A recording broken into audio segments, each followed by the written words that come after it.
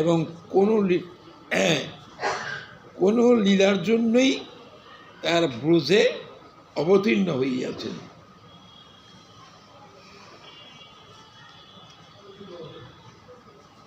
শ্রীরাম সুবলাদি গোপবালকগণ যখন দাবানল পরিবেষ্টিত হইয়া ত্রাহি ত্রাহি রব করিতেছিলেন, তখনও তাদের মনে হইতেছিল যে আমাদের ভাই কানাই আসিলেই আমরা এই প্রকার দাবানল হইতে মুক্তি লাভ করিতে পারিব।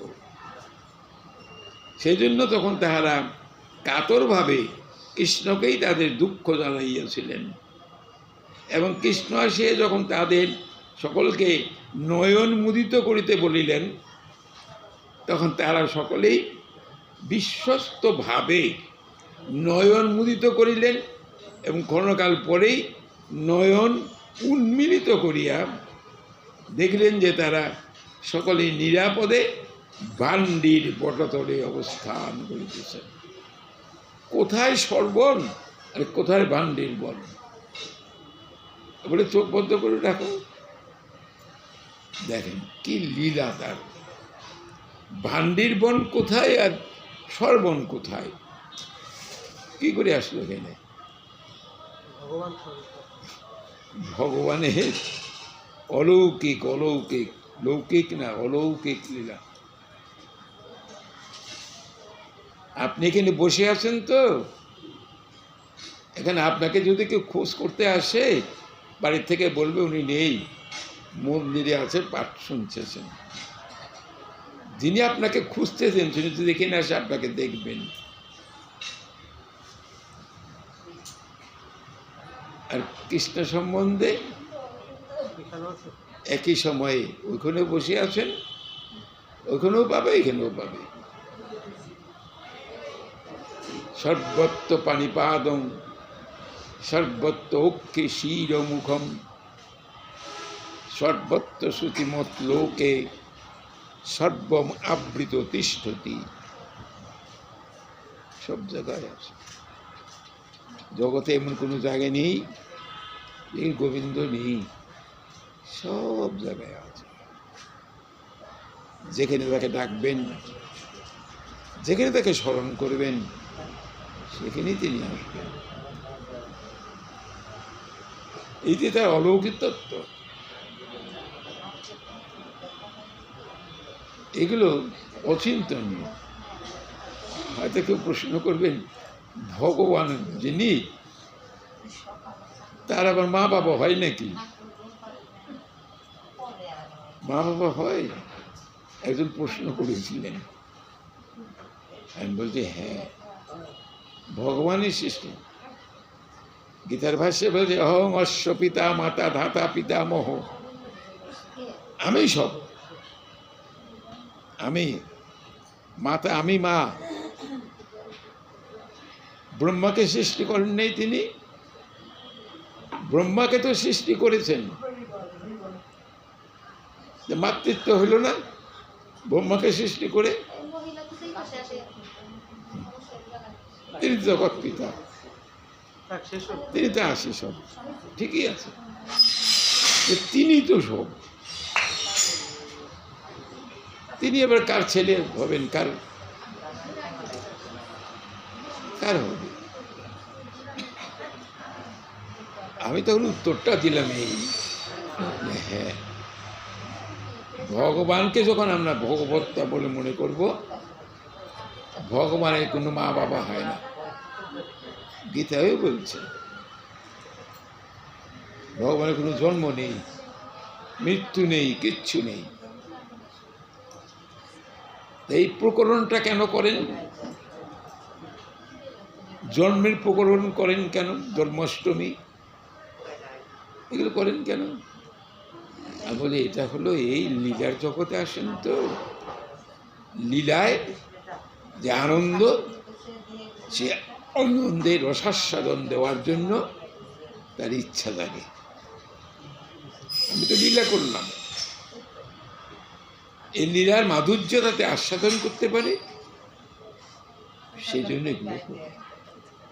ভগবানের কোনো প্রয়োজন নেই, কোনোই প্রয়োজন নেই।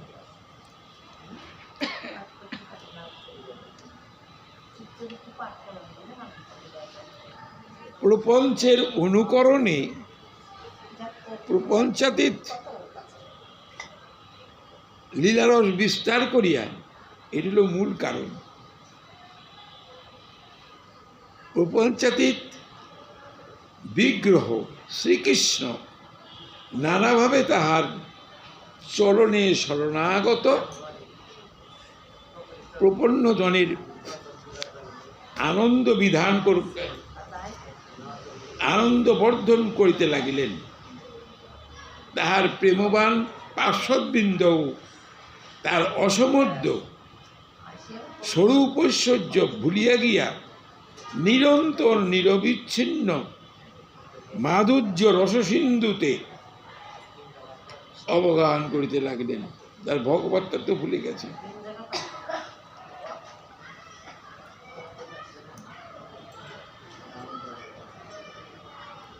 প্রলম্বাসুর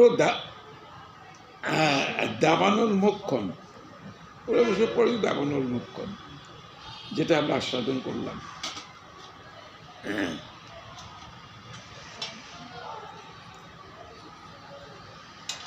শ্রীরাম সুবলাদি গোপবালকগণ রামকৃষ্ণের এই পরম অদ্ভুত লীলা কথা শতমুখে গান করিতে করিতে আসিতেছিলেন।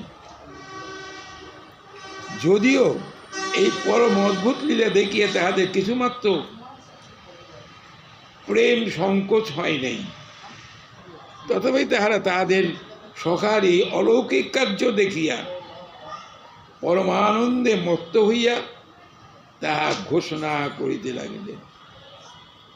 যেটা আপনারা শুনলেন বা যা বলা হলো, আপনি যদি আরেকজনের কাছে গিয়ে বলেন, আপনি যদি আরো 10 জনের কাছে গিয়ে বলেন ভগবান শ্রী গোবিন্দ এতে যে কত তার আনন্দ বলবার, তার লীলার কথা যিনি যতভাবে প্রকাশ করবেন বলবেন, তার তত আনন্দ। তার যিনি যতটা বলতে পারবেন, শতমুখে তার গানকেও শেষ করা যায় না। প্রেমময় ভক্তের মুখোচ্চারিত লীলা কথা তিনি নিজেই শোনেন, নিজেই শোনেন। দেখেন না, শুনে শুনে ভগবান শ্রীকৃষ্ণ, বলরাম, সুভদ্রা জগন্নাথ হয়ে গেলেন, জগন্নাথ হয়ে গেলেন। তার লীলা শুনে সেই বিগলিত হয়ে গেলেন, সেই গলে গেলেন। আমরা তো ছাড় মানুষ, ছাড় মানুষ। ভগবান যখন গিরি গোবর্ধনে রাখা ওই মহিষদের নিয়ে খেলা করতেন, তখন গিরি গোবর্ধন গলে যেত, বিগলিত হয়ে যেত। এখনো যারা অনুসন্ধান করে দেখতে পাবেন, ভাগ্য যদি ভালো থাকে, এখনো গিরি গোবর্ধনের এই শক্ত পাথরের উপরে ছাপ আছে, গোধনের ছাপ, গলে যায়। ভগবানের শ্রীপাদপদ্ম পেয়ে ভগবানের লীলার সহায়তা করার জন্য গিরি গোবর্ধন পদ্ম পড়ে যায়। আর মানুষের চিত্তবৃত্তি এত নিষ্ঠুর, এত কর্কশ যে আর এটা আর গলে না, এটা আর গলে না। ভগবানের কথা শুনে সেই অশ্রু ধারাও আসে না, কিছুই আসে না, কিচ্ছুই আসে না। কি করে বুঝবেন? প্রেমময় পরম পুরুষ এই প্রেমময় লীলা দেখেন। রাখাল বালকরা পরস্পর বলতে বলতে, আনন্দে নাচতে নাচতে গিরে ফিরে এসে মা বাবার কাছে এগুলো বলতে আরম্ভ করলেন, এগুলো বলতে লাগলেন। এই প্রলম্বাসুর বধ, অগ্নিমোক্ষণ লীলা, এগুলো বলতে শুরু করলেন। বলে বলে আনন্দ সাগরে ডুবে গেলেন। আর মা বাবারও শুনে আশ্চর্য হয়ে তারও আনন্দ সাগরে ডুবে গেলেন। ভগবানের লীলা এমনই, এমনই লীলা। এই বললাম না, শ্লোকটার ভিতরে হয় লীলা পরায়ণ হবেন আর নয় কথা পরায়ণ হবেন, দুটোর একটা হবেই। আজকে অনাদিরাদি সর্ব কারণের কারণ গোবিন্দের অভয় চরণারবিন্দে সমস্ত জীবের কল্যাণের জন্য প্রার্থনা জানাই। হে গোবিন্দ, তুমি নিজ গুণে কৃপা করে জীবকে নিম্নমুখের থেকে ঊর্ধ্বমুখে তুমি করে দাও। জীব যেন তোমাকে পাওয়ার জন্য চেষ্টা করেন, পেলেই মুক্তি, আর না পেলে আবার ফিরে আসবো, অনন্ত দুঃখ জ্বালা যন্ত্রণা ভোগ করব, অনন্ত দুঃখ জ্বালা যন্ত্রণা ভোগ করব। যদি এ জন্মে পাই বা তার কৃপা হয় তাহলে আমরা বেঁচে যাব, আর যদি কৃপা না হয় এমন জনিতে ফেলে দিবেন আর নিস্তার পাবো না। মানব জনম কৃষ্ণ সেবার জন্য,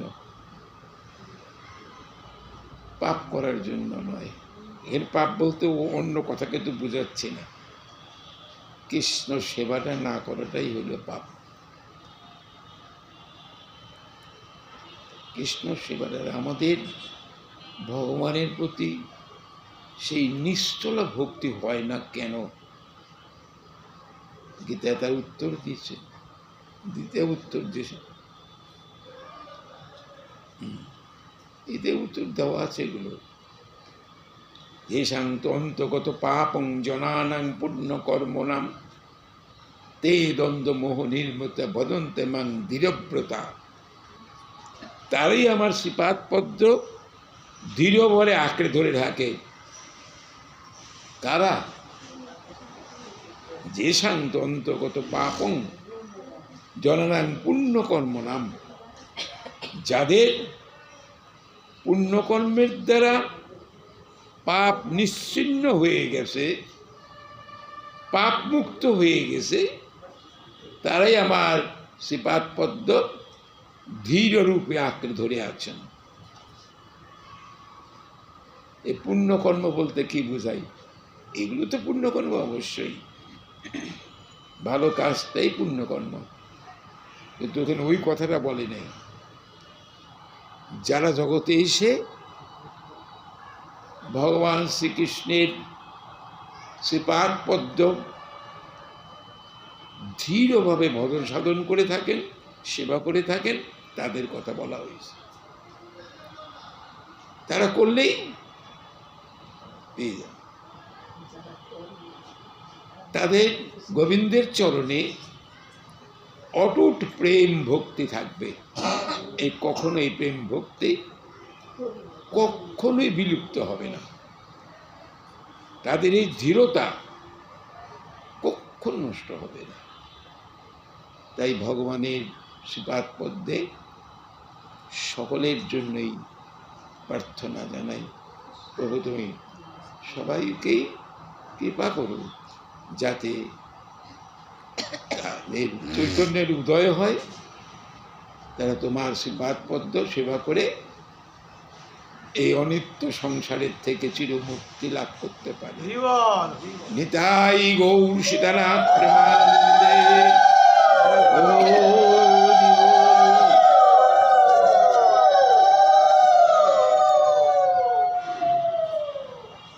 কোনো জিনিসটা দেখে আসে, ভালো করে পড়ে আসে দেখতে পাই, এই যেটুক করে হয়।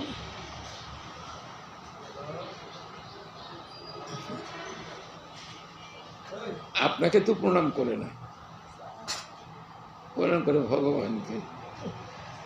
পা দুটো তো বিষ্ণু, এই যে আমাদের পা দুটার মধ্যে বিষ্ণু আছেন। হরে কৃষ্ণ। অতএব ভগবানকে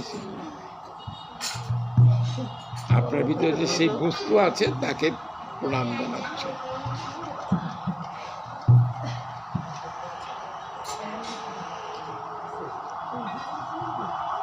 হরি বল, হরি বল। 9:30 বাজে।